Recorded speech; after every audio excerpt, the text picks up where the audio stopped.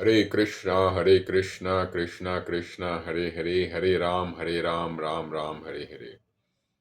तो हम लोग इस प्रकार से भागवत महापुराण के 10 मिनट सीरीज में 31st एपिसोड तक हम लोग पहुँचे हैं। हम लोग इस्कॉन के फाउंडर आचार्य एसी भक्ति वेदांत स्वामी प्रभुपाद जी का बहुत बहुत धन्यवाद करते हैं, आभार व्यक्त करते हैं। तो इस प्रकार से अब हम देखते हैं कि पृथु महाराज जो है, पृथ्वी महाराज का राज अभिषेक हो रहा है।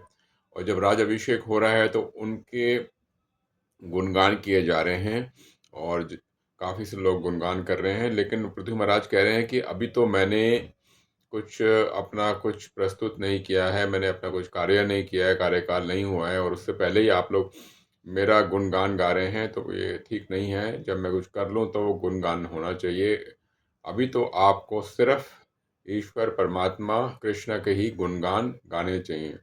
ये सब चीज़ें जब उनने कही तो ये सब सुन के सब लोग गदगद हो गए उनके नम्रता को जानकर।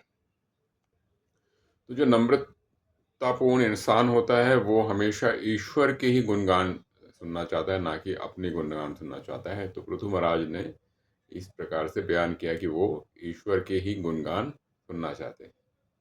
तो एक बार की बात है कि कुछ प्रजाजन ने आके पृथ्वी महाराज को कहा कि अकाल सा पड़ रहा है और खाने की कमी हो रही है।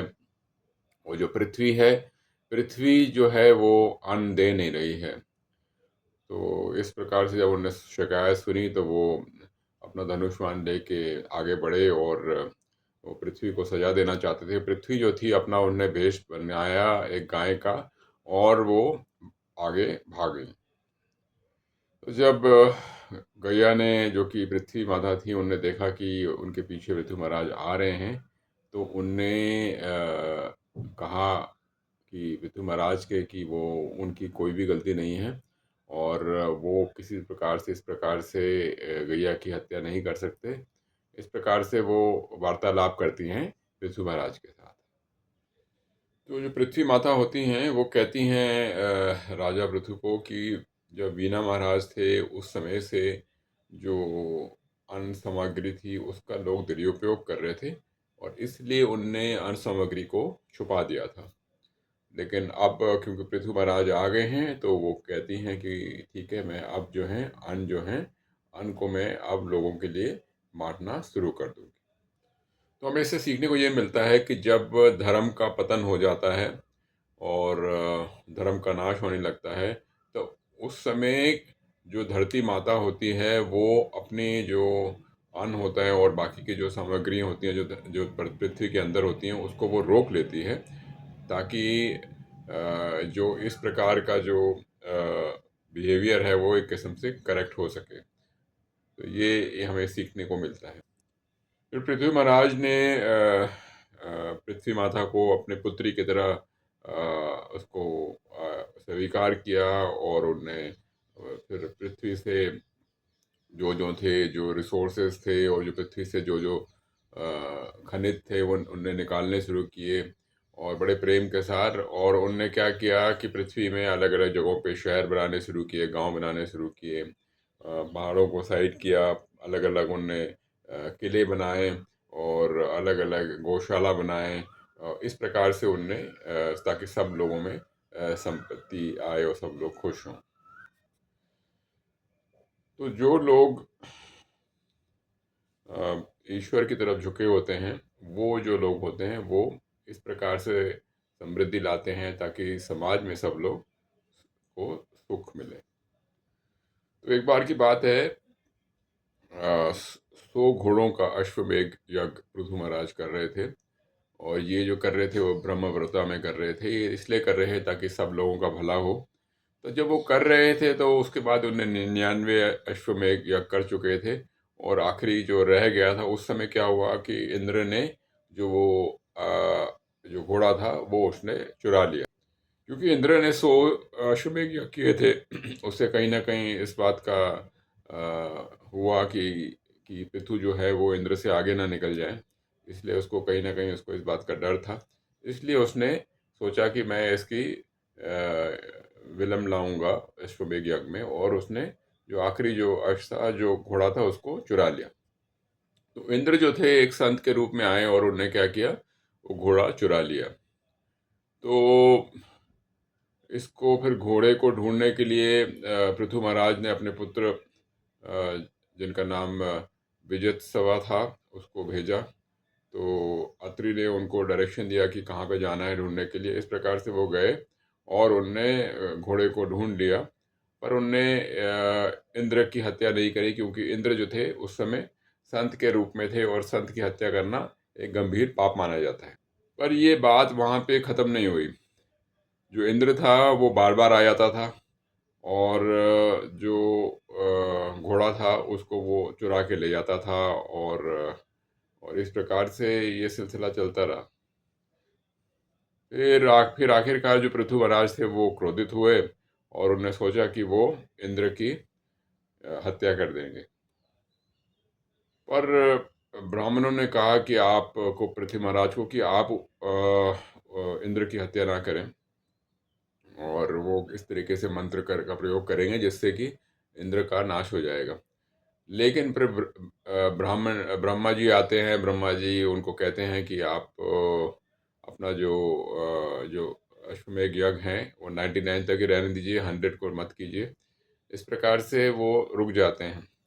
पर विष्णु भगवान जो हैं, जिनको पूरी हवन किया जा रहा था, वो खुश होते हैं कि इस प्रकार से उनने अपना यज्ञ को रोका है और उनने ब्रह्मा जी की आज्ञा का पालन किया है। उधर विष्णु भगवान जो थे वो इंद्र को लेके आते हैं और इंद्र जो है वो एक किस्म से बड़ा ही माफ़ी मांगता है पृथु महाराज से, और उसे इस बात का अफसोस होता है कि उसने इस तरीके से बार बार घोड़े की चोरी की। तो पृथु महाराज माफ़ कर देते हैं। तो हमें इसमें सीख क्या मिलती है? सीख ये मिलती है कि हम जो चीज़ अचीव करते हैं, अचीव करना चाहते हैं, उससे ज़्यादा बड़ा क्या होता है? उससे बड़ा होता है कि हमारी नम्रता। उससे होता है कि हम किस तरीक़ा से किसी को माफ़ करते हैं, हमारा किस तरीके से चरित्र होता है वो। ये सारी चीज़ें जो हैं, हमने जो अचीव किया है, अकम्प्लिश किया है, उससे बड़ी होती हैं। तो पृथु महाराज इस प्रकार से हमारे को ये सीख देते हैं, और हमें ये भागवतम से इसको सीख को लेना चाहिए कि चरित्र जो है वो ज़्यादा बड़ा है, ना कि आपने क्या चीज़ अचीव करी है। तो इससे भी बढ़कर जो हमें सीख मिलती है कि वो विष्णु भगवान से जब वो मांगते हैं, तो वो कहते हैं कि मुझे कुछ भी नहीं चाहिए, मुझे सिर्फ ये दे दीजिए कि आप मेरे को जो कान दे हैं, मिलियंस ऑफ कान दे दीजिए मेरे को, अरबों खरबों कान दे दीजिए, ताकि मैं कृष्ण कथा, भगवान की लीलाएं, उनको मैं सुन सकूं। तो इससे हमें ये बहुत बड़ी सीख मिलती है कि हमें भगवान की कथा को किस प्रकार से सबसे प्राथमिकता देनी चाहिए। तो विष्णु भगवान जो हैं बहुत प्रसन्न होते हैं पृथु से, और उनको ये वरदान दे देते हैं, और पृथु महाराज भी बहुत खुश होते हैं, और इस प्रकार से वो अपने शहर में वापस चले जाते हैं, जहाँ उनके जितने भी जो सिटीजन होते हैं, जो होते हैं, वो उनको वेलकम करते हैं। तो इस प्रकार से हमारे को ये पृथु महाराज से, भागवतम से बहुत बड़ी सीख मिलती है। तो हमारा जो एक सबसे बड़ी हमारी इच्छा जो हो सकती है, वो भक्ति होनी चाहिए। और भक्ति भी कैसे, कि हमारे को ईश्वर की कथाओं को सुनने की हमारे को अंदर भक्ति होनी चाहिए, और वो भी हमारे को भक्तों के संग ईश्वर की कथा सुनने की हमारी चाह होनी चाहिए। जो जनसंख्या थी, जो पृथ्वी महाराज की राज में थी, उनको हमेशा पृथु महाराज कहा करते थे कि उन्हें हमेशा भक्ति करनी चाहिए, और जो भी वो कार्य करते हैं, जो भी वो सेवा करते हैं, वो सब कुछ, उसका जो फल है, सब कुछ ईश्वर को ही समर्पण करना चाहिए। तो इस प्रकार से उनको बहुत अच्छा मार्गदर्शन मिलता था, और वो करते भी थे। तो इस प्रकार से हमारे को सीखने को मिलता है कि किस प्रकार से पृथु महाराज ने अपने जो उनकी जो जनता थी, उनके जन कल्याण के लिए उनको भक्ति का मार्ग दिखाया था, भगवान को पहुंचने का मार्ग दिखाया था। जितना भी जो भी कार्य करो, वो सब कार्य ईश्वर की सेवा में ही करो और ईश्वर के प्रति ही करो। इस प्रकार से हमें पृथु महाराज से काफ़ी कुछ सीखने को मिलता है। हरे कृष्ण कृष्ण कृष्ण हरे हरे, हरे राम राम राम हरे